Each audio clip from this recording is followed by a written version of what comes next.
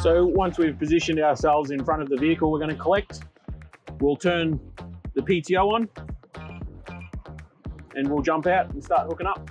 Once you've gotten out of the cab with the PTO on, we'll lower the legs. You have to do the legs manually so that you can see what you're putting them down on essentially. Then we're going to grab our remote and we're going to start getting the tray out. So to fire up the Lodar remote, press and hold the green until the red light flickers. And now we have remote functions. You can slide out until we're past the locks on the front. Till your tail's on the ground. And then you're safe to start pulling up onto the deck. It's important to find a suitable place to pull when we're pulling a vehicle on with the winch. This one has a tow point, but it's not big enough to get the hook in. So we'll put a little strap through, make it a bit safer and less likely to damage the vehicle. Thread one end through. That's ready to pull off of. We'll go start up the truck.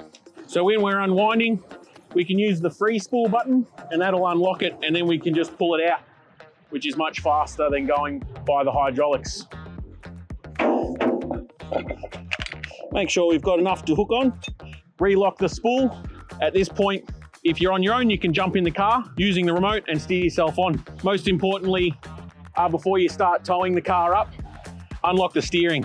And then using the remote, I find it easiest to then jump in, handbrake off, another one, into neutral, start pulling yourself on. Now we can put the bed back up.